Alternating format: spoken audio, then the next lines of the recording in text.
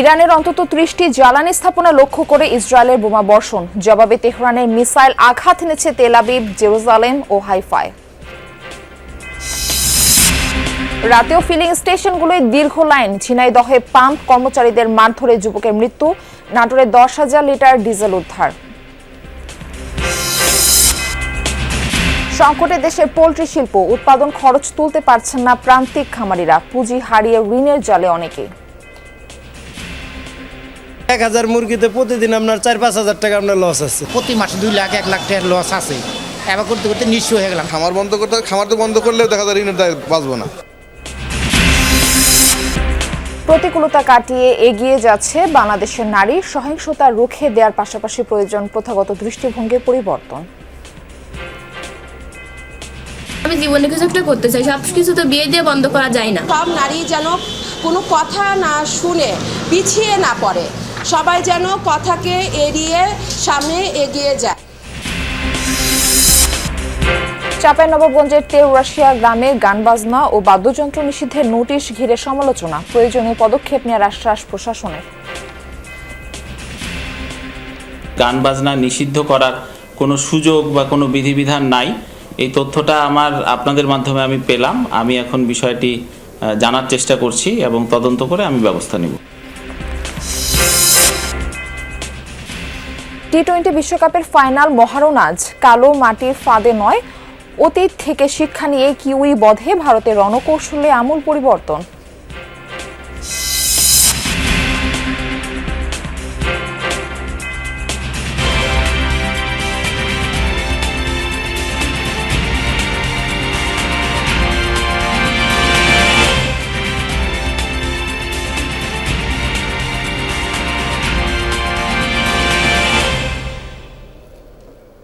আমন্ত্রণ যমুনা নিউজে, আপনাদের সঙ্গে রয়েছে আমি মারফি রহমান। এতক্ষণ শিরোনাম দেখছিলেন। ইরানের কমপক্ষে ৩০টি জ্বালানি স্থাপনা লক্ষ্য করে অভিযান চালিয়েছে ইসরায়েল। রাজধানী তেহরানের দক্ষিণ, পূর্ব ও পশ্চিমাঞ্চলে তেল ডিপোগুলো লক্ষ্য করে চালানো হয় একের পর এক হামলা। রাজধানী তেহরান সহ বেশ কয়েকটি এলাকায় রাতভর ব্যাপক বোমা বর্ষণ করে যুক্তরাষ্ট্র ও ইসরায়েল যৌথ বাহিনী। হামলায় তেহরানের মেহরাবাদ বিমানবন্দরে কুদস ফোর্সের অন্তত ১৬টি বিমান ক্ষতিগ্রস্ত হওয়ার প্রমাণ মিলেছে। এর মাঝে পুরোপুরি ধ্বংস হয়েছে বেশ কয়েকটি বিমান। বিস্ফোরণের আওয়াজ শোনা গেছে পার্শ্ববর্তী একবাতান এলাকাতেও। ক্ষতিগ্রস্ত হয়েছে সামরিক স্থাপনা সহ বেশ কয়েকটি গুরুত্বপূর্ণ অবকাঠামো। তেহরানে বোমা বিস্ফোরণ থেকে আগুন ধরে যায় একটি অ্যাম্বুলেন্সে।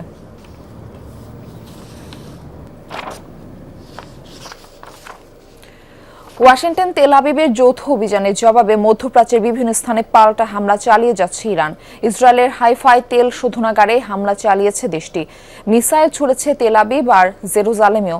উপসাগরীয় দেশ কাতার, সৌদি আরব ও সংযুক্ত আরব আমিরাতের অভিযোগ, দুঃখ প্রকাশের পরও তাদের ভূখণ্ডে হামলা চালিয়েছে ইরান। কাতারের দাবি, ইরানের ছোড়া 12টি ব্যালিস্টিক ও ক্রুজ মিসাইল প্রবেশ করেছে তাদের ভূখণ্ডে। 2টি মিসাইল পানিতে এবং 2টি জনশূন্য এলাকায় পড়েছে। বাকিগুলো ধ্বংস করেছে তারা। 15টি ড্রোন ঠেকানোর দাবি করেছে সৌদি আরব। একাধিক হামলা হয়েছে ইরাকে। ইরবিল আন্তর্জাতিক বিমানবন্দরে মিসাইলের আঘাতে নিহত হয়েছেন এক নিরাপত্তা কর্মী, আহত হয়েছে একজন। ইরাকের সুলাইমানিয়ায় টার্গেট করা হয়েছে একটি কুর্দি ঘাঁটি। একজনের প্রাণহানি ও 2 জন আহত হয়েছে সেখানে। ইরাকের কুর্দি অধ্যুষিত উত্তরাঞ্চলে নিরাপত্তা বাহিনী পেশমার্গের ঘাঁটিতে হয়েছে হামলা। ইরানের হামলার জন্য চড়া মূল্য দিতে হবে মার্কিন প্রেসিডেন্ট ডোনাল্ড ট্রাম্পকে, এমন হুঁশিয়ারি দিয়েছেন ইরানের ন্যাশনাল সিকিউরিটি কাউন্সিলের সেক্রেটারি আলী লারিজানি। ট্রাম্প ভেনেজুয়েলার সাথে যা করেছেন ভেবেছিলেন এবারও ঠিক একইভাবে পার হয়ে যাবেন, কিন্তু আমরা তাকে ছাড়ব না। তিনি আমাদের সর্বোচ্চ নেতাকে হত্যা করেছেন, হাজারের বেশি ইরানিকে হত্যা করেছেন। তাকে এক বিন্দু ছাড় দেওয়া হবে না। যা করেছেন তার চড়া মূল্য দিতে হবে। কুয়েতে যুক্তরাষ্ট্রের বিমান ঘাঁটিতে ইরানের হামলায় নিহত 6 মার্কিন সেনার মরদেহ গ্রহণ করেছেন প্রেসিডেন্ট ডোনাল্ড ট্রাম্প। শনিবার ডেলাওয়ারের ডোভার এয়ার ফোর্স বেসে আনুষ্ঠানিকভাবে গ্রহণ করা হয় সেনাদের মরদেহ। মার্কিন প্রেসিডেন্টের সাথে উপস্থিত ছিলেন first lady Melania Trump, vice president JD Vance ও যুদ্ধমন্ত্রী পিট হেগসেথ। সেনাদের প্রতি শ্রদ্ধা জানাতে নীরবতা পালন করেন প্রেসিডেন্ট ও বাকিরা। গত রোববার কুয়েতের পোর্ট শুয়াইবায় ইরানের ড্রোন হামলায় নিহত হন ওই মার্কিন সেনারা। শেষকৃত্যের জন্য পরিবারের কাছে হস্তান্তরের উদ্দেশ্যে বিমান ঘাটির মর্গে নিয়ে যাওয়া হয় সেনাদের মরদেহ।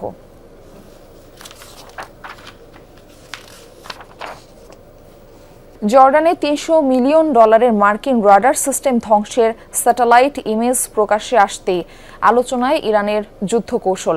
এটিকে চলমান যুদ্ধে আইআরজিসির সবচেয়ে বড় সাফল্য ভাবা হচ্ছে। মধ্যপ্রাচ্যে থাকা যুক্তরাষ্ট্রের অন্যান্য থার্ড ক্ষেপণাস্ত্র ব্যবস্থাগুলোর রাডার সিস্টেমকেও টার্গেট বানাচ্ছে তেহরান। হামলা হয়েছে সৌদি আরব ও সংযুক্ত আরব আমিরাতে থাকা একই সিস্টেমেও। বিশ্লেষকরা বলছেন এসব রাডার ধ্বংস করতে পারলে যুক্তরাষ্ট্রকে ব্যাপক চাপে ফেলতে পারবে তেহরান।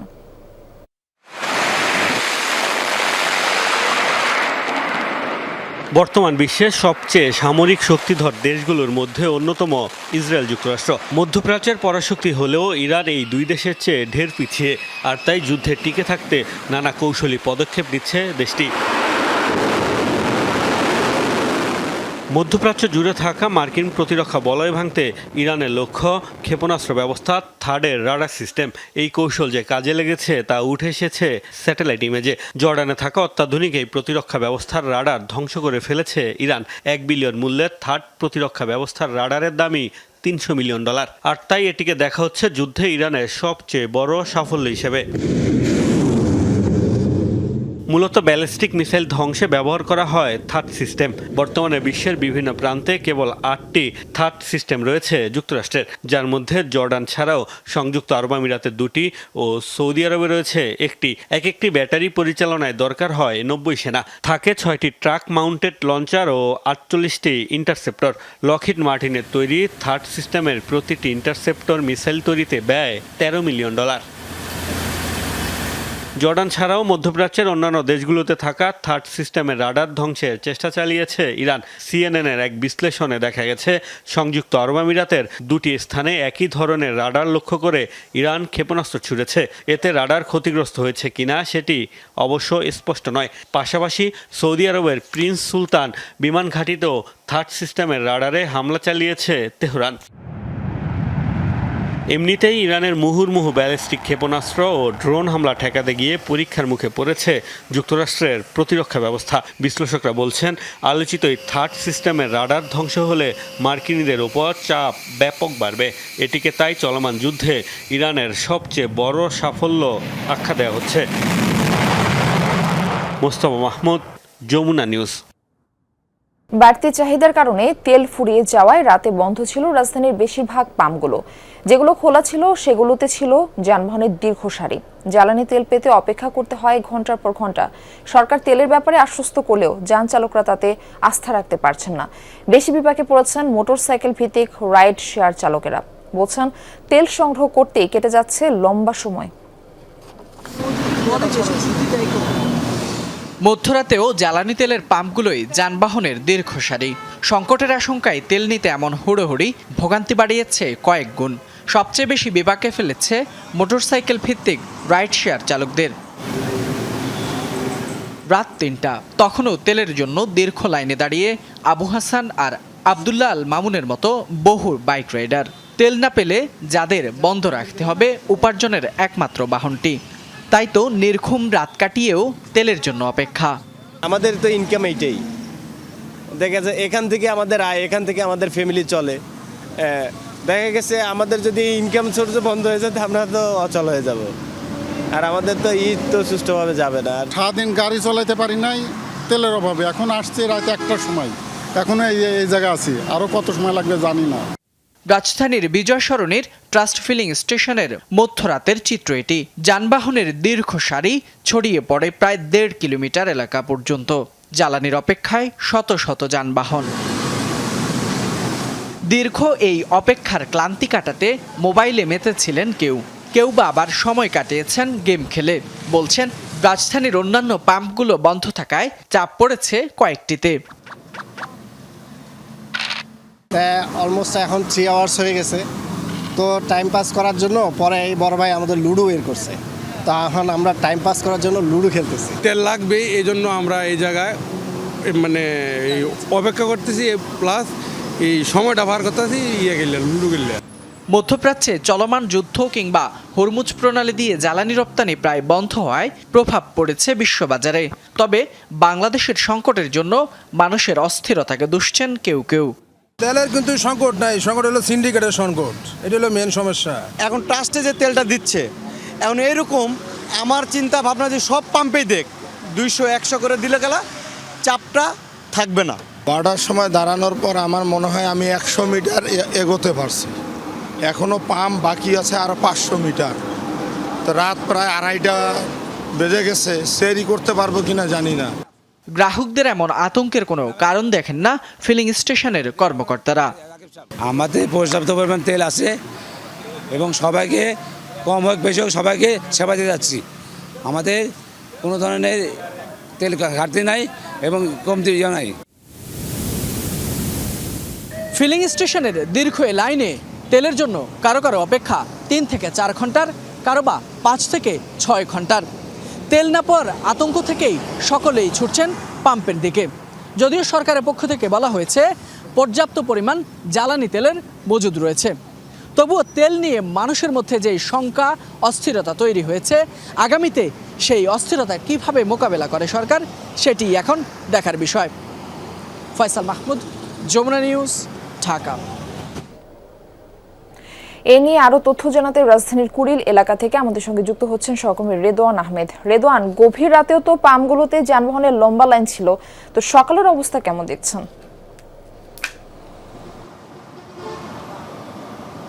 মারফি, মূলত গভীর রাতেও কিন্তু যেটি বলছিলেন যে যানবাহনের লাইন ছিল, কিন্তু সকাল নাগাদই কিন্তু প্রায় প্রতিটি পাম্পেই জ্বালানি তেলের যে মজুদ ছিল সেটি কিন্তু একেবারেই ফুরিয়ে এসেছে এবং পাম্পগুলো থেকে কিন্তু ইতিমধ্যেই বন্ধ করে দেওয়া হয়েছে জ্বালানি তেল দেয়া। আপনি নিশ্চয়ই দেখতেই পাচ্ছেন যে পিছনে কয়েকজন হয়তো তেলের খোঁজ করার জন্য পাম্পের যে কর্মীরা রয়েছেন তাদের হয়তো জিজ্ঞেস করছেন, কিন্তু এখন পর্যন্ত যতগুলো পাম্প সকাল থেকে ঘুরে দেখেছি প্রায় 2-3টা পাম্পেই কিন্তু একেবারেই তেল নেই বললেই চলে। পাম্পের কর্মকর্তারা যেটি বলছেন যে গত কয়েকদিন ধরে তেলের যে চাহিদা, বাড়তি যে চাহিদা, সেই চাহিদা মোকাবেলা করতে কিন্তু তারা হিমশিম খেয়েছেন এবং পাম্পের যে এই যে কুড়িলের যেই পাম্প, পেনাকল পাম্পে আমরা এই মুহূর্তে রয়েছে, সেই পাম্পের ম্যানেজারের সাথে কথা বলে যেটি জানতে পেরেছি যে গত 2 দিন চাহিদার তুলনায় প্রায় দ্বিগুণেরও বেশি তেল তারা সরবরাহ করেছেন, যার কারণে কিন্তু এই যে তাদের আমদানি করার যে বিষয়টি সেই জায়গাটিতে ঘাটতি দেখা দিয়েছে এবং আজকে দুপুর কিংবা বিকালে নাগাদ আসলে সেই পরিস্থিতি হয়তো আবার কিছুটা স্বাভাবিক হবে। সরকারি যে নির্দেশনা, অর্থাৎ নির্দিষ্ট একটি পরিমাণ পর্যন্ত বিভিন্ন যানবাহনকে যে জ্বালানি সরবরাহ করা, সেটি করা হয়তো আবারও সম্ভব হবে। কিন্তু এছাড়াও বিভিন্ন রকমের অভিযোগ করছেন বিক্রেতারা। তারা বলছেন যে দীর্ঘ সারিতে থেকে যারা রাইড শেয়ার করেন কিংবা যাদের নিত্য প্রতিদিনই আসলে যাদের কর্মস্থলে যেতে প্রয়োজনীয় সেই জ্বালানিটুকু লাগে, তাদের মধ্যে অনেকেই কিন্তু সেই বাড়তি জ্বালানিটুকু নিয়ে মজুত করছেন এবং অনেকে আবার সেই বাড়তি জ্বালানিটুকু নিয়ে খোলা বাজারেও বিক্রি করছেন, যার কারণে খোলা বাজারেও কিন্তু জ্বালানি তেলের যে দাম, সেই দামটি কিন্তু বৃদ্ধি পেয়েছে এবং এমন বাড়তি চাহিদার কারণে কিন্তু যে কৃত্রিম সংকটটি তৈরি হয়েছে, সেই কৃত্রিম সংকট যদি খুব তাড়াতাড়ি এই বিষয়ে পদক্ষেপ নেওয়া না হয় তাহলে এই কৃত্রিম সংকটটি আরও বাড়বে দিনকে দিন এবং এই যে সংকট, অর্থাৎ এখনও আপনি দেখতে পাচ্ছেন যে ঠিক পাম্পের যে অভিমুখে বেশ কয়েকজন মোটরসাইকেল চালক তারা এসে কিন্তু আসলে তদারকি করছেন, বিভিন্ন পাম্পে হয়তো তারা ঘুরে আসছেন বিভিন্ন জায়গায়, কিন্তু কোথাও কিন্তু আসলে জ্বালানি তেল নেই বলেই তারা আমাদের কাছে এখন পর্যন্ত অভিযোগ করেছেন।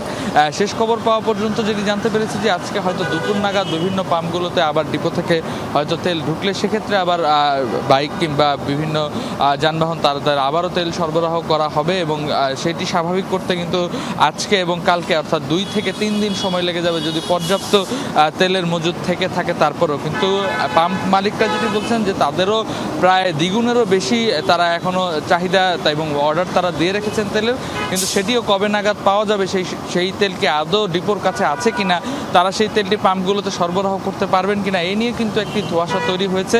যদিও সরকারের পক্ষ থেকে বলা হচ্ছে যে এখন পর্যন্ত কিন্তু পর্যাপ্ত তেলের মজুদ তাদের কাছে রয়েছে। মারফি। রেদওয়ান, আপনাকে ধন্যবাদ। ঝিনাইদহে পেট্রোল পাম্পে তেল নেয়াকে কেন্দ্র করে বাকবিতণ্ডার জেরে পিটুনিতে এক যুবক নিহত হয়েছে।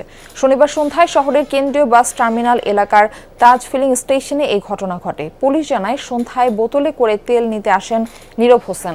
এ সময় বোতলে তেল দিতে অপারগতা প্রকাশ করে পাম্পের কর্মচারীরা। পরে নীরব হোসেন পাশের পাম্পে চলে যায়। ফেরার পথে তাজ ফিলিং স্টেশনে অন্য একজনকে বোতলে তেল দেওয়া দেখে প্রতিবাদ করলে পাম্পের কর্মচারীদের সাথে তার বাকবিতণ্ডা হয়। এক পর্যায়ে লাঠি দিয়ে নীরবকে পিটিয়ে গুরুতর আহত করে কর্মচারীরা।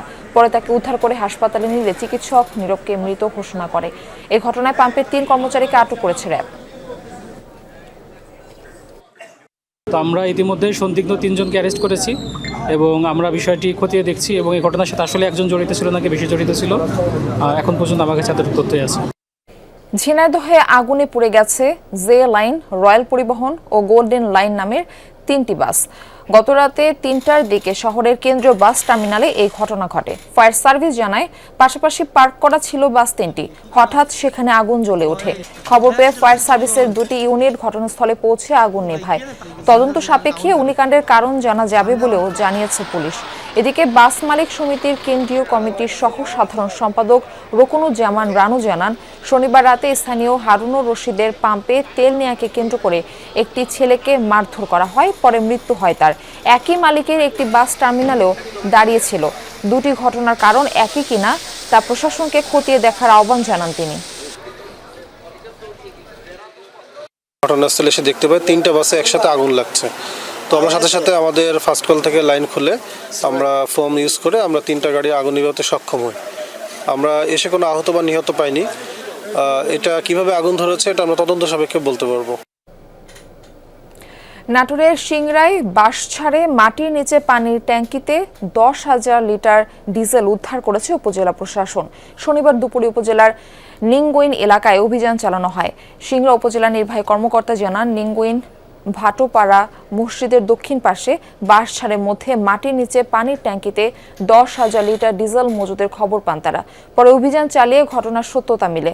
বিপুল পরিমাণ তেল অবৈধভাবে মজুত করে কৃত্রিম সংকট সৃষ্টির অপরাধে সততা ট্রেডার্সের স্বত্বাধিকারী রুবেল হোসেনকে 5,000 টাকা জরিমানা করা হয়। সে সাথে উদ্ধারকৃত তেল দোকানে স্থানান্তর করে স্বাভাবিক প্রক্রিয়ায় বিক্রির নির্দেশ দেওয়া হয়।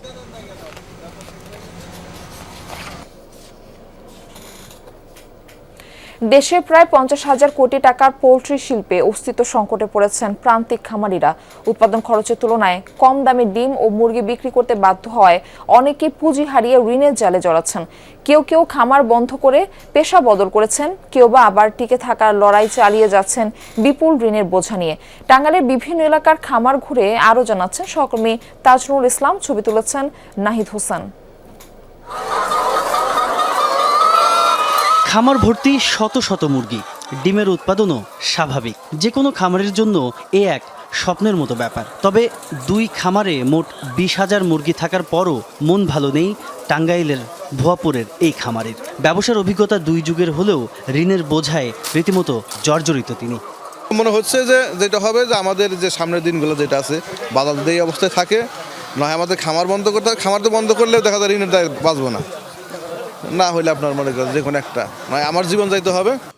এই খামারটির কথাই বলা যাক, খুব বেশি দিন হয়নি বন্ধ হয়েছে ব্যবসা। এই গল্পটাই এখন বাস্তব বহু প্রান্তিক খামারির বেলায়। এই জেলাতেই এমন উদ্যোক্তা আছেন যিনি দেউলিয়া আর ঋণগ্রস্ত হয়ে রীতিমতো পালিয়ে বেড়াচ্ছেন। খুব বেশি দিন আগের কথা নয়, এই খামারেই 1000 খানেক মুরগি লালন পালন করতেন মোহাম্মদ সোহেল। ঢাকা থেকে 150 কিলোমিটার দূরের এই খামারে প্রতিদিন উৎপাদিত হতো কয়েকশো ডিম। কিন্তু ঋণ আর লোকসানের চাপে রীতিমতো ব্যবসা ছাড়তে বাধ্য হয়েছেন তিনি। প্রতি মাসে 2 লাখ 1 লাখ টাকার লস আছে। এবার করতে করতে নিঃস্ব হয়ে গেলাম। তখন কী করবো, মানুষের টাকা পয়সা পায়, ওই খালি বাড়িতে আসে টাকা নিয়ে, তখন আর কী করবো। খামারিদের অভিযোগ, ফিড, বাচ্চা ও ওষুধের দাম বাড়লেও বাজারে সে অনুযায়ী বাড়ে না ডিমের দাম। ফলে উৎপাদন খরচের নিচে বিক্রি করতে বাধ্য হচ্ছেন তারা। ডিম উৎপাদনের চেয়ে প্রতিদিন আপনার দেখা যায় 1000 মুরগিতে প্রতিদিন আপনার 4-5 হাজার টাকা আপনার লস আছে। 5 টাকা বা 6 টাকার ডিম ঢাকায় গিয়ে কেন 10 টাকায় বিক্রি হচ্ছে? এই মাঝখানের টাকাগুলো কে খাচ্ছে? কোন সিন্ডিকেট খাচ্ছে? খামারি কার্ড যদি থাকে সেটা দেখে আমাদের ভর্তুকি, আমাদের বিদ্যুৎ বিল, আমাদের অন্যান্য রিবেট সুযোগ সুবিধা দেয়, অবশ্যই আমরা ঘুরে দাঁড়াবো। পোল্ট্রি অ্যাসোসিয়েশনের দাবি, ক্ষুদ্র এসব ব্যবসায়ীদের টিকিয়ে রাখতে হলে মনোযোগী হতে হবে সরকারকে। উৎপাদন ব্যয়ের বিপরীতে ন্যায্য মূল্য নিশ্চিত করা, ফিড ও কাঁচামালে ভর্তুকি নিশ্চিত আর বাজার মনিটরিং করতে হবে নিয়ম মাফিক। পলিসিগুলো এমনভাবে করতে হবে যাতে সবকিছু স্টেবল থাকে, এবং এমন পলিসি যাতে না হয় যেটা এক পক্ষপাতিত্ব বা এই ধরনের যাতে কোনো ধরনের কোনো পলিসি না হয়।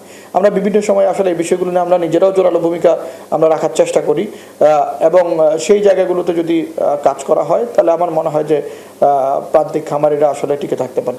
এ ব্যাপারে প্রাণী সম্পদ অধিদপ্তরের বক্তব্য, প্রান্তিক খামারিদের ব্যাপারে আন্তরিক সরকার। আমরা যদি বাজারে টোটাল যে ডিম তার একটা অংশ যদি আমরা সংরক্ষণ করতে পারি, এটা সরকারি এবং বেসরকারি পর্যায়ে যৌথ উদ্যোগও হতে পারে। দেশের আমিষের চাহিদা পূরণে গুরুত্বপূর্ণ ভূমিকা রাখা প্রান্তিক খামারিরাই অস্তিত্ব সংকটে। তাদের টিকিয়ে রাখতে কার্যকর উদ্যোগ না নেওয়া হলে তার প্রভাব পড়তে পারে খাদ্য নিরাপত্তা ও গ্রামীণ অর্থনীতিতে। তাজনুর ইসলাম, যমুনা নিউজ, টাঙ্গাইল।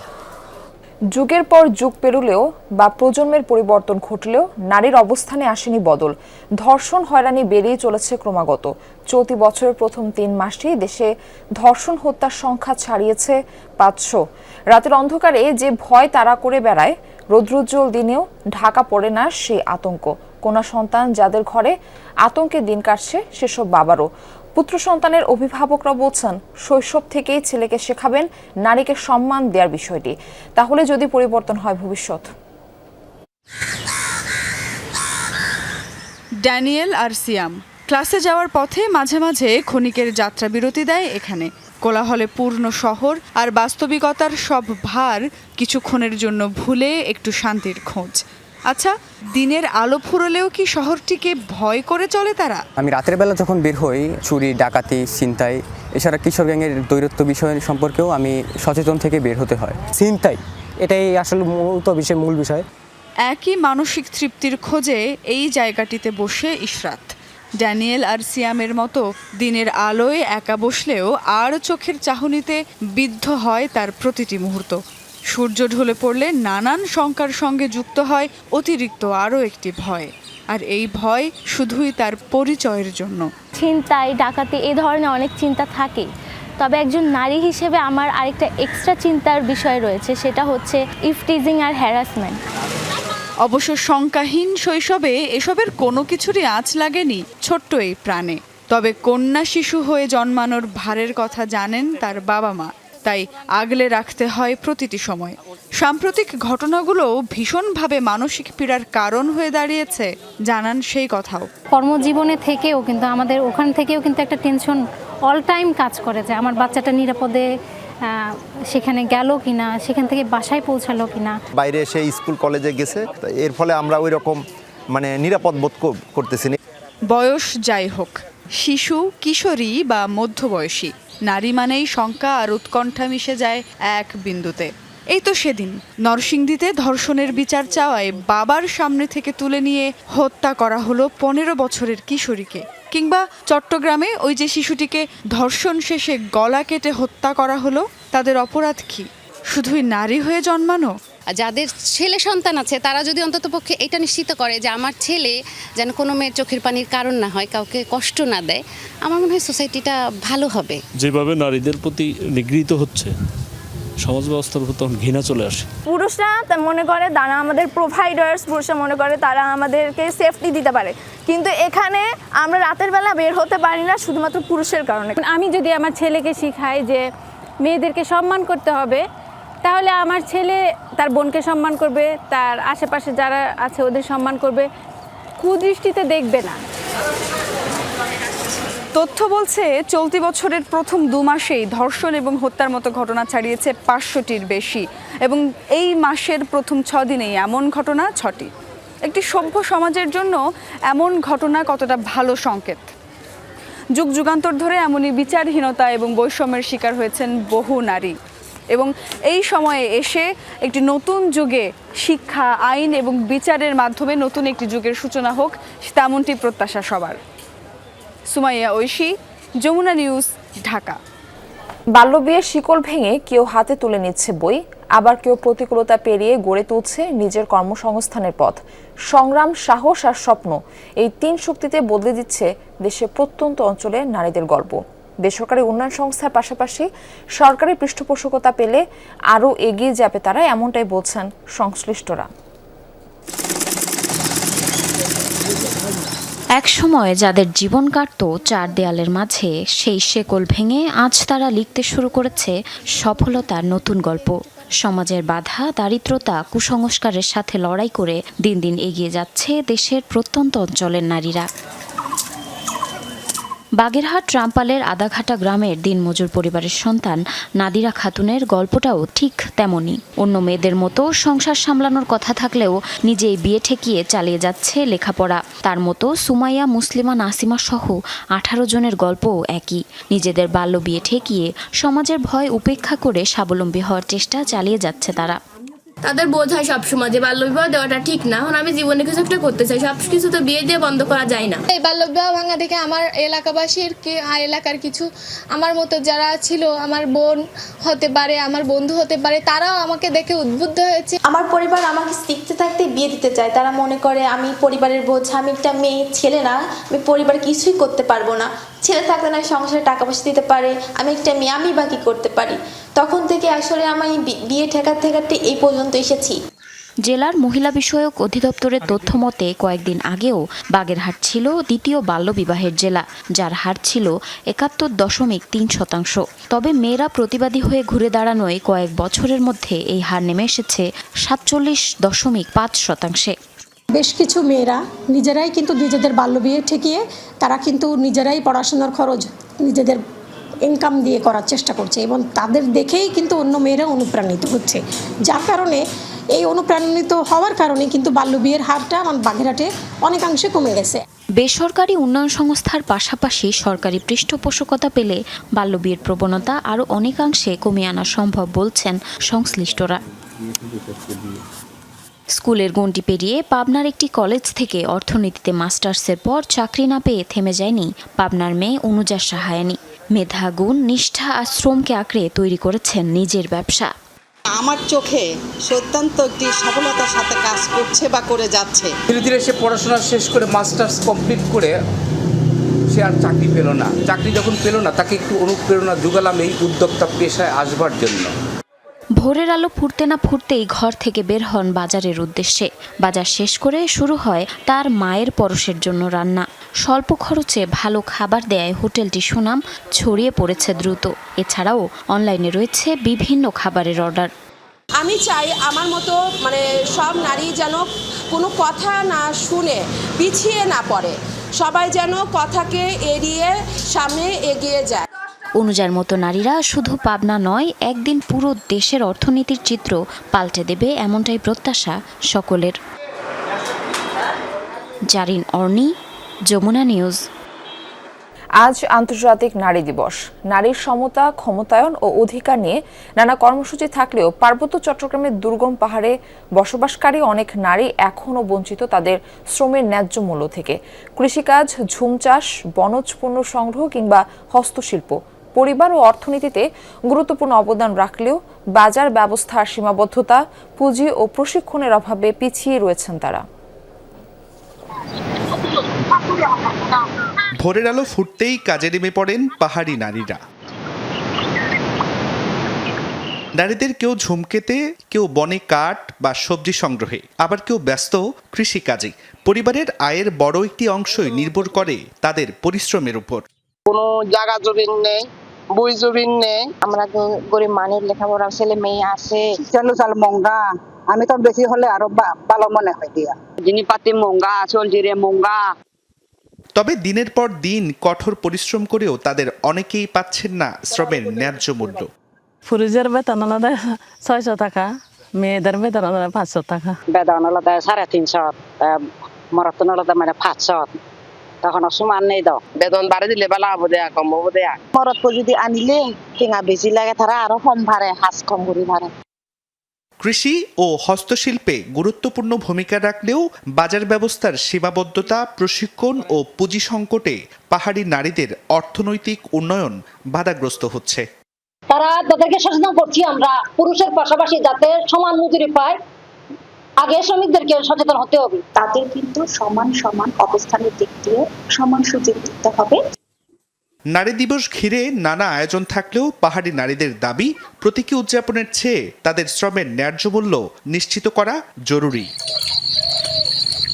জুবাইর রিফাত, যমুনা নিউজ। প্রথাগত ৮-৫টার অফিস কিংবা ৪ দেয়ালের গৃহস্থালী সবকিছুর ঊর্ধ্বে উঠে নারীরা এখন নিজেদের মেলে ধরছেন ডিজিটাল প্ল্যাটফর্মে। সোশ্যাল মিডিয়াকে কেবল বিনোদন নয়, বরং উপার্জনের হাতিয়ার করে গড়ে তুলছেন নতুন পরিচয়। নারী দিবস উপলক্ষে দেশের এমন কয়েকজন অদম্য নারীর সফলতার গল্প নিয়ে আমাদের বিশেষ প্রতিবেদন।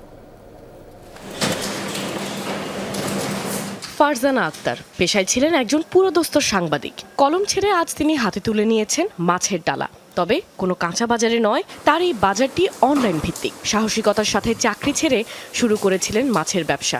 আজ তিনি কেবল নিজেই স্বাবলম্বী নন, তার তত্ত্বাবধানে কাজ করছেন ৭০ জন কর্মী। যেহেতু ডিজিটাল মাধ্যমের দিকে মানুষ আস্তে আস্তে এগুচ্ছে, এটা সামনের দিনে হয়তো অনেক বেশি স্প্রেড হবে, তো সে কারণে আমার কাছে মনে হলো যে প্রথাগত পদ্ধতির বাহিরে আমি একটা নতুন কিছু শুরু করি। অন্যদিকে সংসার আর মাতৃত্বকে সামলে নিজেকে হারিয়ে যেতে দেননি সাবিহা আফরিন শ্রাবণী। ঘরবন্দি সময়টাতে একঘেয়েমি কাটাতে শুরু করেছিলেন পোশাকের ব্যবসা। আজ সেই শখের ব্যবসায়ী তাকে এনে দিয়েছে আর্থিক স্বাধীনতা ও পরিচিতি। অনেকে প্রশ্ন করে যে বাসায় বসে কাজ করা এটা তো খুব কঠিন কিছু না, কিন্তু ফ্যামিলি মেনটেন করে বাচ্চাদেরকে নিয়ে সব মিলে কাজ করা এটা কিন্তু আসলেই একটা চ্যালেঞ্জিং। বাট আমি তারপরও বলবো মেয়েরা পারে না এমন কিছু নেই, চেষ্টা করলেই সব কিছু সম্ভব। শুধু ব্যবসা নয়, সোশ্যাল প্ল্যাটফর্মে নিজের মতামত কিংবা জীবন দর্শন শেয়ার করে অনেকে হয়ে উঠেছেন প্রভাবশালী ইনফ্লুয়েন্সার। কুড়াচ্ছেন মানুষের ভালোবাসা, সাথে সাথে নিশ্চিত করছেন আর্থিক সচ্ছলতা। ব্যাক ইন 2014-15 দিকে আমি সোশ্যাল মিডিয়াতে ভিডিও পোস্ট করা শুরু করলাম। তো ওই আমার ফ্রেন্ডরাই কয়েকজন দেখতে হঠাৎ করে দেখা যাচ্ছে যে 17-18 দিকে মানুষজন কন্টেন্ট একটা দুইটা অনেক বেশি ভাইরাল হয়ে গেল। তারপর পিপল স্টার্টেড ফলোয়িং মি, দেখা শুরু করলো। আর আমি তো আসলে কন্টেন্ট বানাই যে শুধু বানানোর জন্য তা না, শুধু টাকা কামানোর জন্য তাও না। I love making contents, like আমার ভালো লাগে, আই এক্সপ্রেস মাই সেলফ। দেশের অর্থনীতিতে এই এফ কমার্স বা ফেসবুক কমার্সের প্রভাব এখন চোখে পড়ার মতো। জরিপ বলছে অনলাইন ব্যবসায় নারী উদ্যোক্তাদের অংশীদারিত্ব 50%-এরও বেশি। যে কোনো মেয়ের জন্য আমি মনে করি যে ফিনান্সিয়ালি ইন্ডিপেন্ডেন্ট হওয়াটাও খুব জরুরি। কীভাবে করলো এটা ইম্পর্টেন্ট না, অনলাইন প্ল্যাটফর্মের মাধ্যমে কিন্তু মেয়েরা বিভিন্ন ধরনের ছোট ছোট বিজনেস করছে, অনলাইনে ব্যবসা করছে, স্টার্ট আপ করছে। সো এটা অবশ্যই একটা পজিটিভ দিক দেশের জন্য। নারীদের এই পথ চলা এখন আর কেবল ঘরে ফেরার জন্য নয়, বরং নিজেকে ছাড়িয়ে যাওয়ার জন্য। ডিজিটাল এই বিপ্লব প্রমাণ করেছে সুযোগ আর সদিচ্ছা থাকলে বাংলাদেশের নারীরা যে কোনো বাধা মোকাবেলা করে সামনে এগিয়ে যেতে প্রস্তুত। আর নীতি নির্ধারকদের মাথায় রাখতে হবে, অর্থনীতির স্বার্থে এই নতুন উদ্যোক্তাদের গুরুত্ব দেওয়াটা খুবই প্রয়োজন। কাশফিয়া রুহি, যমুনা নিউজ, ঢাকা। রমজানে অসাধু উপায়ে নিত্যপণ্যের দাম না বাড়াতে ব্যবসায়ীদের প্রতি আহ্বান জানিয়েছেন প্রধানমন্ত্রী তারেক রহমান। রাষ্ট্রীয় অতিথি ভবন যমুনায় এতিম, আলেম, উলামা ও মাশায়েখদের সম্মানে আয়োজিত ইফতার মাহফিলে এই আহ্বান জানান তিনি। বলেন, জাকাত ব্যবস্থাপনাকে আরও কার্যকর ও লক্ষ্যভিত্তিক করতে প্রতি বছর পর্যায়ক্রমে 5 লাখ পরিবারকে জাকাত দেবে সরকার। শনিবার রাষ্ট্রীয় অতিথি ভবন যমুনায় এক ইফতার মাহফিলে এসব কথা জানান প্রধানমন্ত্রী তারেক রহমান। প্রতি রমজানের প্রথম দিনে এতিম ও ওলামা মাশায়েখদের সম্মানে বিএনপি ইফতার মাহফিলের আয়োজন করলেও এবার সেই ঐতিহ্যে ছেদ পড়ে। রমজানের 17তম দিনে যমুনায় দেশের বিশিষ্ট আলেম ও এতিম শিশুদের সঙ্গে ইফতার করেন প্রধানমন্ত্রী। মা খালেদা জিয়ার পথ অনুসরণ করে এতিম শিশুদের সাথে কুশল বিনিময় করেন সরকার প্রধান। দারিদ্র্য বিমোচনায় জাকাত ব্যবস্থাকে ঢেলে সাজানোর কথা উল্লেখ করেন সরকার প্রধান। বলেন, প্রতি বছর হতদরিদ্র 5 লাখ পরিবারকে 50,000 থেকে 1 লাখ টাকা জাকাত দেওয়ার চিন্তা করছে সরকার। ধনী দরিদ্র সব মিলিয়ে দেশে বর্তমানে পরিবারের সংখ্যা প্রায় 4 কোটির মতো। এসব পরিবারগুলোর মধ্যে যদি দরিদ্র কিংবা হতদরিদ্র পরিবারগুলোকে চিহ্নিত করে প্রতি বছর পর্যায়ক্রমে 5 লক্ষ পরিবারকে আমরা 50,000 টাকা থেকে 1 লক্ষ টাকা জাকাত দিতে পারি, আমি ব্যক্তিগতভাবে বিশ্বাস করি এসব পরিবারগুলোর মধ্যে বেশিরভাগ পরিবারগুলোকে হয়তো পরের বছর আর জাকাত নাও দিতে হতে পারে। এ সময় রমজানকে লাভ ও লোভের মাস বানিয়ে মানুষকে কষ্ট না দেওয়ার আহ্বান জানান প্রধানমন্ত্রী। রমাদান মাসকে আমাদের ভেতরে কেউ কেউ লাভ লোভ মাস হিসাবে বানিয়ে ফেলে। পবিত্র রমাদান মাসেও যারা অশুদ্ধ পন্থা অবলম্বন করছে, আপনাদের প্রতি আমার বিনীত আহ্বান, অনুগ্রহ করে আপনারা মানুষকে কষ্ট দেবেন না। জনগণের কল্যাণে সরকারের প্রতিটি কর্মসূচি ঠিকভাবে বাস্তবায়নে সৃষ্টিকর্তার কাছে দোয়া প্রার্থনা করেন তারেক রহমান। আরেফিন শাকিল, যমুনা নিউজ, ঢাকা। চাঁপাইনবাবগঞ্জে সমাজ সংস্কারের নামে গান বাজনা ও বাদ্যযন্ত্র বাজানো নিষিদ্ধ ঘোষণা করেছে মসজিদ কমিটি। প্রায় 2 মাস আগে বিষয়টি নিয়ে এলাকায় নোটিশ জারি করা হয়। বিয়ে বাড়িতে গান বাজনা হলে ধর্মীয় মতে বিয়ে পড়াতে যাবেন না আলেমরা, এমন সিদ্ধান্তে এলাকায় তৈরি হয় মিশ্র প্রতিক্রিয়া। প্রশাসন বলছে সিদ্ধান্তটি ভুল বুঝে নেওয়া হয়েছে, প্রয়োজনীয় পদক্ষেপ নেওয়ার আশ্বাস। চাঁপাইনবাবগঞ্জ সদরের তেরোশিয়া পোড়া গ্রাম। 2 মাস আগে গ্রামটিতে সব ধরনের বাদ্যযন্ত্র বাজানো নিষিদ্ধ করা হয়। ইসলাম ধর্মে নিষিদ্ধ বলে গ্রামের জামে মসজিদ থেকে স্থানীয়দের নিয়ে সমাজ রক্ষার নামে একটি কমিটিও গঠন করা হয়। স্থানীয়রা জানান, বিয়ে বাড়ি, বনভোজন কিংবা যে কোনো দিবসে পোড়া গ্রামে গান বা বাদ্যযন্ত্র বাজানো যাবে না। কমিটির সদস্যরা বাড়ি বাড়ি গিয়ে নোটিশ জারি করেন। ব্যবসা প্রতিষ্ঠান ও ভ্রাম্যমাণ ফেরিওয়ালাদের ওপরও কড়াকড়ি আরোপ করা হয়। বিয়ে শাদী লাগছে, কোনো অনুষ্ঠান করছে, মানে বক্স নিয়ে এসে বাজাইছে, নামাজ পড়ছে মানুষ, একটা খারাপ বিরক্ত লাগছে। রাত্রিবেলায় যে বিকট শব্দে গানটা বাজায়, ধাকাম ধাকাম করে আওয়াজ করে, মানুষের ঘুমের সমস্যা হয়। গান বাজনা নয় শুধু, যেগুলো ওয়াসিল কাজ, হ্যাঁ হারাম কাজ, এগুলো আমরা বন্ধ করতে চাইছিলাম। গ্রামটাকে ভালো করে ইসলামিক গ্রাম হিসাবে আমরা গড়ে তুলব। নোটিশে মসজিদ কমিটির সদস্য গ্রামবাসীর পক্ষে 34 জন স্বাক্ষর করেন। বিষয়টি গণমাধ্যম ও সামাজিক যোগাযোগ মাধ্যমে ছড়িয়ে পড়লে দেখা দেয় মিশ্র প্রতিক্রিয়া। একটা যে ওইটাই যে উচ্চস্বরে যেটা বক্সটা জানে না বাজে, গানটা জানে না বাজে, সেটাই জন্য ওরা করেছে। এভাবেই জানি এই পর্যন্ত টাঙ্গাই আছে। কে কারা এটা করেছে? মৌলভী সাহেব ছিল আর দুবাইয়ের ছেলেটা। ইমান তো সবার একরকম না, যার যেমন ইমান আছে। কেউ মনে করছে নামাজ পড়লেই মনে হয় যথেষ্ট, ধর্ম থাকবে মসজিদের ভিতরে, কিন্তু আল্লাহ তো আসলে ধর্ম মসজিদের ভিতরে থাকার কথা না। সার্বিক বিষয়ে ইসলাম তো মানার কথা বলা হয়েছে। মসজিদের মুয়াজ্জিম ও ইমামের দাবি, বিপদগামী মানুষকে সঠিক দিক নির্দেশনা দেওয়ার অংশ হিসেবে গ্রামে গান বাজনা নিষিদ্ধ করা হয়। আমরা যেহেতু আমাদের সমাজ, আমাদের ছেলে পরবর্তী প্রজন্ম যেগুলো আসবে বা এখন যারা ইয়ং জেনারেশন, তারা বিভিন্নভাবে ফ্রি ফায়ার এবং গান বাজনায় মেতে গেছে, তো তাদের জীবনটা ধ্বংস হয়ে যাবে। প্রাইমারি বা স্কুল উপরে পড়াশোনা করে, ওরা মাঝে মধ্যে রাত্রে পিকনিক করে, ওপেনলি মানুষের সামনে, মানুষের আগা দিক দিয়ে বড় বড় বক্স নিয়ে রাত্রে একদম অতিষ্ঠ করে দেয়। এই সার্বিক বিষয় বিবেচনা করে ওই গ্রামের মধ্যে আমরা গান বাজনা করতে দিব না। বিষয়টি জানাজানি হলে নড়েচড়ে বসে প্রশাসন, গ্রামে গিয়ে ব্যানার ও ফেস্টুন জব্দ করে পুলিশ। উপজেলা নির্বাহী কর্মকর্তা জানান, এভাবে কমিটি করে গান বাজনা নিষিদ্ধ করার সুযোগ নেই দেশের প্রচলিত আইনে। তদন্ত করে প্রয়োজনীয় পদক্ষেপ নেওয়ারও কথা জানান তিনি।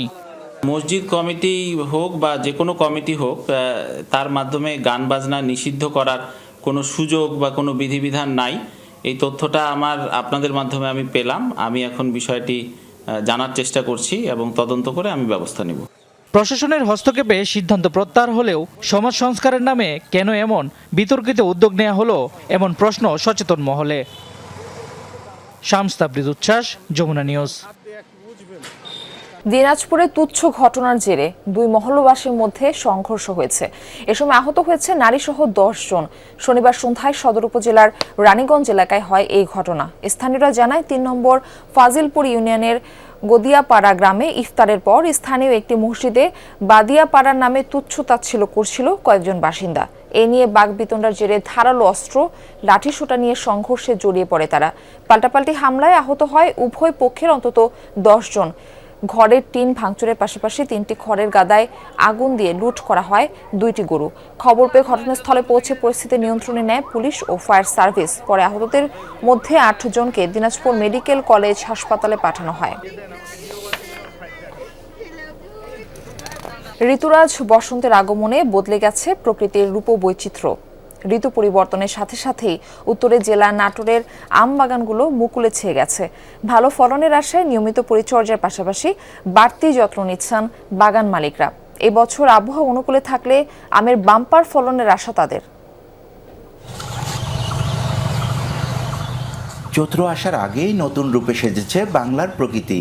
যেন গ্রীষ্মকালকে স্বাগত জানাতে সব আয়োজন। দিগন্ত জোড়া সবুজের মাঝে রঙিন আভা।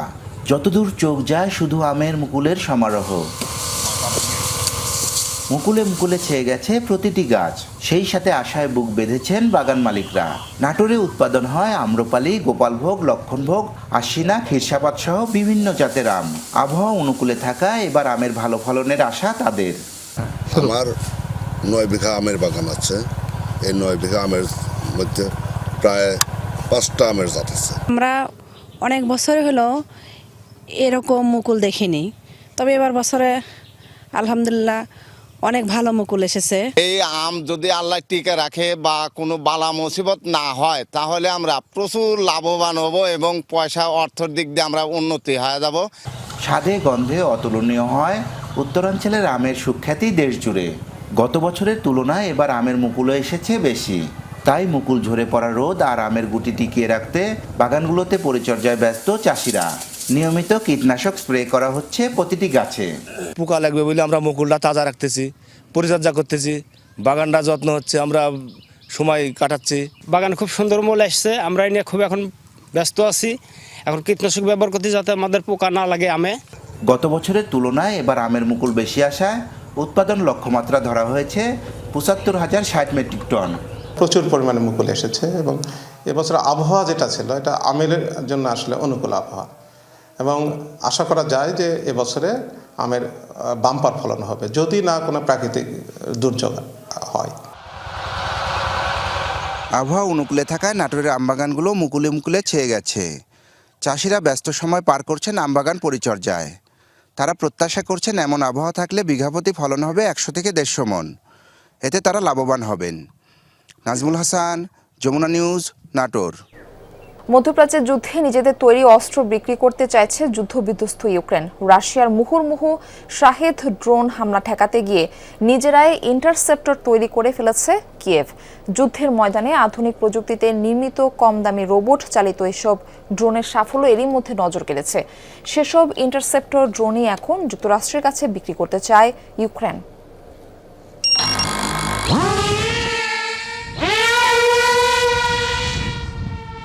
ইউক্রেন রাশিয়ার যুদ্ধে ব্যাপক আলোচিত হয়েছে ইরানের তৈরি শাহেদ ড্রোন। যুদ্ধের শুরুতে এসব ড্রোন দিয়ে হামলা চালিয়ে ব্যাপক সাফল্য পেয়েছিল রাশিয়া। পরে নিজেরাই শাহেদের অনুরূপ ড্রোন তৈরি করে যুদ্ধে ব্যবহার করতে শুরু করে দেশটি। প্রথম দিকে ধরাশায়ী হলেও এখন রাশিয়ার ড্রোন হামলা প্রতিহতে নিজেরাই প্রতিরক্ষা ব্যবস্থা তৈরি করে ফেলেছে ইউক্রেনে। মাত্র $১,০০০ তৈরি তাদের স্বল্প ইন্টারসেপ্ট ড্রোনগুলো এরই মধ্যে বেশ নজর কেড়েছে। সাধারণত একটি ড্রোন ধ্বংস করতে পশ্চিমা দেশগুলো যেসব আকাশ প্রতিরক্ষা ক্ষেপণাস্ত্র ব্যবহার করে তার এক একটির দাম লাখ লাখ ডলার। আকাশ প্রতিরক্ষার প্রথাগত নিয়ম বদলে দিয়েছে ইউক্রেনের এসব সস্তা ইন্টারসেপ্টর ড্রোন। এই অবস্থায় প্রেসিডেন্ট জেলেনস্কি ঘোষণা দিয়েছেন যুক্তরাষ্ট্র এবং মধ্যপ্রাচ্যের দেশগুলো চাইলেই ইউক্রেন সাহায্য করবে। এই ইন্টারসেপ্টর ড্রোনের নির্মাতা প্রতিষ্ঠান স্কাইফল জানিয়েছে মাসে ৫০,০০০ পর্যন্ত ড্রোন তৈরি করতে পারে তারা। এর মধ্যে রপ্তানি করতে পারবে ৫ থেকে ১০,০০০। আমাদের কাছে মধ্যপ্রাচ্য এবং মিত্র দেশ থেকে আগ্রহের অনুরোধ এসেছে। সরকার অনুমোদন দিলে আমরা যে কোনো ধরনের সাহায্য দিতে প্রস্তুত। ড্রোনগুলো শুধু তৈরিই নয়, চালানোও গুরুত্বপূর্ণ। ইউক্রেনের একমাত্র বিশেষ প্রশিক্ষিত পাইলটরা এ কাজে অভিজ্ঞ, তাই ৩ সপ্তাহের প্রশিক্ষণ দানেও আগ্রহী স্কাইফল। নিরাপত্তা বিশেষজ্ঞদের মতে মিসাইলের যুগে ছোট কিন্তু নিখুঁত এই ড্রোনগুলো করতে পারে কার্যকর প্রতিরোধ। অস্মিতা বিশ্বাস, যমুনা নিউজ। এই ছিল যমুনা নিউজে। এতক্ষণ সাথে থাকার জন্য ধন্যবাদ সবাইকে।